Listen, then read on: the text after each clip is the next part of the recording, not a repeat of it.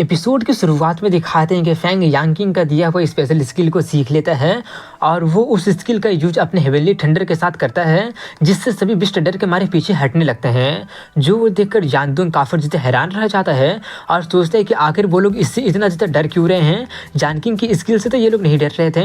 दूसरी तरफ में वो देखकर जानकिंग भी काफ़ी ज़्यादा हैरानी से सोचती है कि पर्पल लाइटनिंग, इसका मतलब क्या वो जो लाइटनिंग का यूज कर रहा है वो थंडर पोल का पावर नहीं है। दूसरी तरफ में फैंग को दिखाते हैं जो कि सोच रहा होता है कि हेवनली पनिशमेंट के सामने कैसे छोटा सा मार्शल एम्परर लेवल वाला टिक सकता है। ये सोचकर वो उनसे कहता है कि यहाँ पर ऐसे खड़े मत रहो और जल्दी से आगे बढ़ना शुरू करो। ये बोलकर वो जल्दी से उस लाइटनिंग के साथ में आगे बढ़ने लगता है, जिससे सभी बिस्ट उसके रास्ते से हटने लगते हैं। इसलिए सभी लोग फैंग के पीछे पीछे जाकर उन्हें पार करने लगते हैं। वहीं पर वो सब देखकर शूमो काफी ज़्यादा हैरानी से सोचता है कि आखिर इस बंदे के पास में इतना ज़्यादा पावर कैसे है, आखिर ये बंदा असलियत में है कौन। दूसरी तरफ में उन लोगों को जाता देखकर बाकी के सभी लोग काफी ज़्यादा हैरान रह गए होते हैं और कहने लगे होते हैं कि आखिर वो सभी के सभी बिस्ट उन लोगों पर अटैक क्यों नहीं कर रहे हैं। वहीं पर उन लोगों को दिखाते हैं जो लोग गेट के पास पहुंच जाते हैं और जल्दी से वो सभी लोग मिलकर गेट को खोलते हैं। और फैंग सबको रोकते हुए कहता है कि हमें नहीं पता कि अंदर में कैसा खतरा होगा, इसलिए पहले मुझे खतरा हटाने दो। ये बोलकर वो अपने हेवनली लाइटनिंग से सामने में अटैक कर देता है। उसका अटैक से बचकर ऊनिंग कहता है कि मैंने फालतू में इंतजार नहीं किया है, तुम सच में आ ही गए। उन्हें देखकर लोंग भी काफी ज़्यादा भड़क जाता है और चिल्लाने लगता है कि तुम लोगों ने हमें कई बार मारने का कोशिश किया है, इसलिए अब मैं तुम लोगों को नहीं छोड़ूंगा। ये सुनकर ऊनिंग कहता है कि ऐसी बात है। ये बोलकर वो अपने लोगों को हमला करने के लिए भेज देता है। उन्हें अटैक करते देखकर फैंग भी जल्दी से अपने हैंड सील से अटैक करके उनके अटैक को ब्लॉक कर देता है। और तभी यान किंग अपने थंडर से उन सभी लोगों पर अटैक कर देती है और यान दुंग अपना फायर से अटैक कर देता है। उनका फियर्स काउंटर अटैक को देखकर एक गॉब्लिन अपने लॉर्ड यानी कि ऊनिंग से कहता है कि हमने अपने एम्बुश करने के चांस को खो दिया है, अब हम उनसे हेड ऑन फाइट नहीं कर सकते हैं। इस सिचुएशन से ऊनिंग का दिमाग काफ़ी ज़्यादा खराब हो जाता है और वो अपने ऑर्डर पर उन लोगों को रिट्रीट करने के लिए कहता है। इसलिए सभी लोग वापस भागने लगते हैं। उन्हें भागता देखकर लोंग काफ़ी ज़्यादा हंसते हुए उनका मजाक उड़ाने लगता है। अपना मजाक उड़ता देखकर वो सभी के सभी लोग काफ़ी ज़्यादा भड़क जाते हैं और चिल्लाने लगते हैं कि अगर हिम्मत है तो हमारे पास आकर फाइट करो, फिर बताता हूँ। लोंग उनकी तरफ बढ़ते हुए कहता है अगर हिम्मत है तो भागना बंद करो, मैं अभी आ रहा हूँ। मगर तभी फैंग उससे रोकते हुए कहता है कि वो लोग तुम्हें सिर्फ उकसा रहे हैं। ये बोलकर वो लोग उन लोगों पर अटैक जारी रखते हैं, जिससे ऊनिंग को काफ़ी ज़्यादा नुकसान होता है। इसलिए वो जल्दी से अपने सभी लोगों को रिट्रीट करने के लिए कहता है। उन्हें भागता देखकर लोंग फिर से उनका मजाक उड़ाने लगता है। अब इसके कुछ देर के बाद का सीन दिखाया जाता है जहाँ पर फैंग लोग आगे बढ़ रहे होते हैं, जहाँ कुछ देर चलने के बाद में उनके सामने में काफ़ी सारा रास्ता आ जाता है। जो देखकर क्योंग उससे पूछती है कि अब हमें कौन सा रास्ता चुनना चाहिए। उसकी बात सुनकर फैंग अपना लिटिल बॉल को निकाल कर उससे पूछता है कि हमें कौन सा रास्ता पर जाना चाहिए। उसका लिटिल बॉल कुछ देर तक सोचने के बाद में एक रास्ते की तरफ इशारा कर देता है। इसलिए सभी लोग उसी रास्ते में एंटर करके जल्दी जल्दी जाने लगते हैं और कह रहे होते हैं कि इमोर्टल्स पहले ही इनर टॉम्ब में पहुंच गए हैं, इसलिए हम लोगों को भी जल्दी करना पड़ेगा। अब दोबारा से इसके कुछ देर बाद का सीन दिखाया जाता है जहाँ पर वो लोग काफ़ी देर से आगे बढ़ रहे होते हैं और वो जगह काफ़ी ज़्यादा सुनसान होता है और तभी अचानक उन्हें एक अजीब तरह का एहसास होता है। इसलिए सभी लोग रुक कर उसी एहसास के बारे में बातें करने लगते हैं। तभी फैंग सभी लोगों को देखकर पूछते हैं कि शूमू कहाँ चला गया। ये सुनकर सभी लोग शूमू को देखने लगते हैं तो उन लोगों को पता चलता है कि शूमू गायब हो गया है। गेहोंग कहता है कि वो तो मेरे पीछे ही आ रहा था, मगर अब वो कहाँ चला गया। फैंग सोचता है कि शूमू हमेशा इटर्नल लाइफ को परस्यू करना चाहता है, कहीं उससे पता तो नहीं चल गया है ना कि इमोर्टल्स दूसरे रास्ता लिया है और वो उनके पीछे चला गया होगा। तभी लोग उनसे कहते हैं कि चलो पीछे चलकर उसे ढूंढते हैं, मगर फैंग उससे रोकते हुए कहते हैं कि उसकी कोई ज़रूरत नहीं है, हमें आगे बढ़ते रहना चाहिए। ये सुनकर लोंग पूछता है क्यों, तुम्ही ने तो कहा था कि हम सभी के सभी लोग एक टीम है। जानदुंग भी कहने लगता है कि हाँ, इस जर्नी में शूमू ने हमारा काफ़ी ज़्यादा हेल्प किया है, इनर टॉम्ब काफ़ी ज़्यादा खतरनाक है, हम उसे ऐसे कैसे छोड़ सकते हैं। ये सुनकर उनकी सभी के सभी गर्लफ्रेंड उन लोगों पर चिल्लाते हुए कहते हैं कि तुम लोग ब्रदर फैंग से ऐसे बातें नहीं कर सकते हो। फैंग हाउ ऐसा पर्सन नहीं है जो कि अपने पार्टनर को इतनी आसानी से गिव अप कर देगा। उसे ना ढूंढने जाने के पीछे में जरूर उसका कोई कारण होगा। तभी वहाँ पर शूमू आते हुए कहते हैं कि माफ़ करना, मैं थोड़ा सा रास्ता भटक गया था। उसे देखकर जानदुंग उससे पूछते कि तुम कहाँ चले गए थे, मुझे तो लगा था कि उलिंग क्लान वालों ने तुम्हारा काम तमाम कर दिया है। शूमू उनसे माफ़ी मांगते हुए कहता कि मैं ध्यान नहीं दे रहा था, इसलिए मैंने बस गलत रास्ता ले लिया था। तभी फैंग धीरे से यानकिंग से कहता है कि अब शूमू जो बोलेगा उसका सिर्फ आधा बात को ही सुनना। ये बोलकर वो लोग फिर से आगे बढ़ने लगते हैं, जहाँ पर कुछ देर के बाद में उनके सामने में एक और रास्ता होता है, जो देखकर फैंग रुक जाता है। उससे रुकता देखकर जानदोंग उससे पूछते कि हम लोग आगे क्यों नहीं जा रहे हैं। फैंग अपना पर्पल आई का यूज करके कहता है कि आगे में बहुत ज़्यादा खतरा है। तभी वहाँ पर काफ़ी ज़्यादा मात्रा में आयरन मैन यानी कि फाइट करने वाले पपेट आ जाते हैं।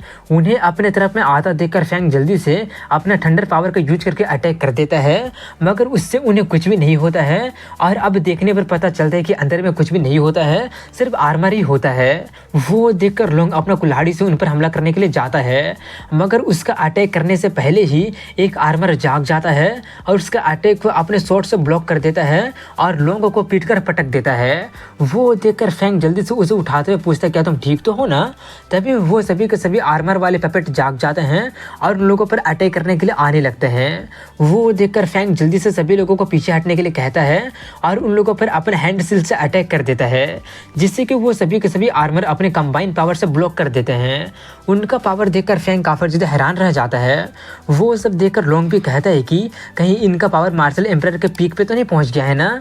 वहीं पर फैंग थोड़ा सा कंफ्यूज होकर सोचता है कि इनका ऑरा उन इमोर्टल्स जैसा क्यों लग रहा है, क्या हमें इसे पास करने के लिए इमोर्टल्स का जैसा सेम कपड़ा तो नहीं पहनना होगा ना। तभी यानदोंग उससे पूछते है कि हमें क्या करना चाहिए, क्या हमें दूसरा पैसेज लेना चाहिए। फैंग उससे पूछता है क्या तुम्हें लगता है कि दूसरा पैसेज इस वाले से आसान होगा पार करने के लिए। तभी सुमो सभी पैसेज का फेट को कैलकुलेट करके उनके बारे में बताता है कि सभी पैसेज काफ़ी ज़्यादा खतरनाक है और यही वाला पैसेज सिर्फ कम खतरनाक है। ये सुनकर सभी लोग फैंग से पूछने लगे होते हैं कि अब हम लोगों को क्या करना चाहिए, तुम जो बोलोगे हम लोग उस पर भरोसा जरूर करेंगे। तभी फैंग कहता है कि हमारे पास में अपना पूरा पावर के साथ अटैक करके आगे बढ़ने के अलावा और कोई चारा नहीं है। ये बोलकर वो सभी लोगों को अटैक करने के लिए कहता है, इसलिए सभी लोग एक साथ मिलकर अटैक करना शुरू कर देते हैं, मगर उनका कंबाइन पावर से भी उन पपेट को कुछ भी होता ही नहीं है और वो लोग जैसे के तैसे खड़े ही रहते हैं। वहीं पर लोंग को दिखाते हैं जो कि अब काफ़ी ज़्यादा थक गया होता है और कहने लगा होता है कि अब मैं और फाइट नहीं कर सकता हूँ।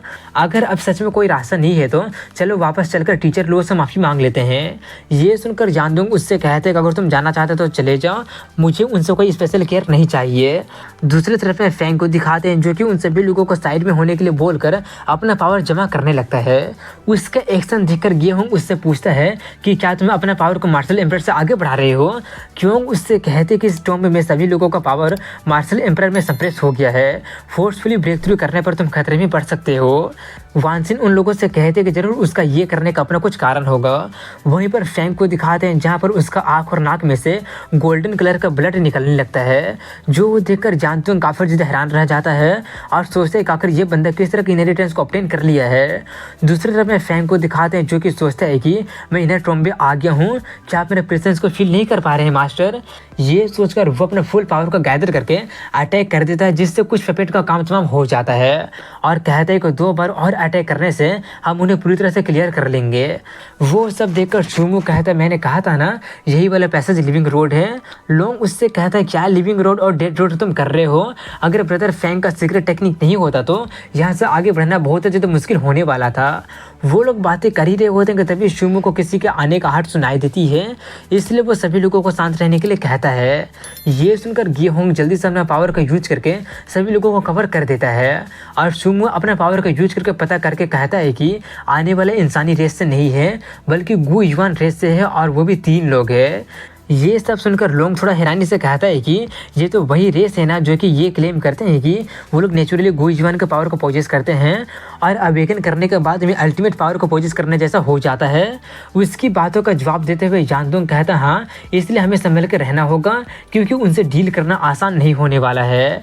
ये सब सुनकर लोंग काफ़ी ज़्यादा एक्साइटेड होते हुए कहते हैं कि इसमें डरने वाली कौन सी बात है, मैंने सुना है कि गु युआन रेस में सिर्फ 1 लाख से ज़्यादा ही लोग हैं जो कि इंसानों के एक सिटी के बराबर भी नहीं है, इसलिए हमें उनसे डरने की कोई ज़रूरत है ही नहीं। यानदोंग उससे कहते हैं क्या तुम सच में इडियट हो, गु युआन रेस का एक एवरेज बंदे का पावर भी 100 रेस कॉन्टिनेंट के टॉप 10 में आता है और वो सभी लोग 10 इंसानों को टक्कर दे सकते हैं और वो यहाँ पर 3 लोग आ रहे हैं और हम लोग सिर्फ 8 ही लोग हैं। तभी सुमो सभी लोगों को शांत करते हुए कहता है कि वो लोग आ गए हैं।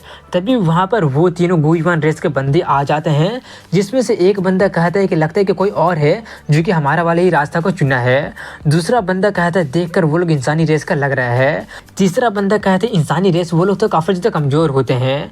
तभी यानदोंग आते हुए कहते हैं कि ये रास्ता ब्लॉक है, जाकर तुम लोग दूसरे रास्ते को चुनो। तो क्या लगता है यानदोंग का ऐसा बोलने पर बुयोन रेस वाला कैसा रिएक्ट करेंगे, अपने थॉट्स कमेंट में जरूर बताइएगा। और तो इसी के साथ में यहीं पर इस एपिसोड की एंडिंग हो जाती है। तो मिलता हूँ कल एक अगली वीडियो में, तब तक के लिए वीडियो को आखिर तक देखने के लिए आप सभी लोगों को थैंक यू सो मच दोस्तों।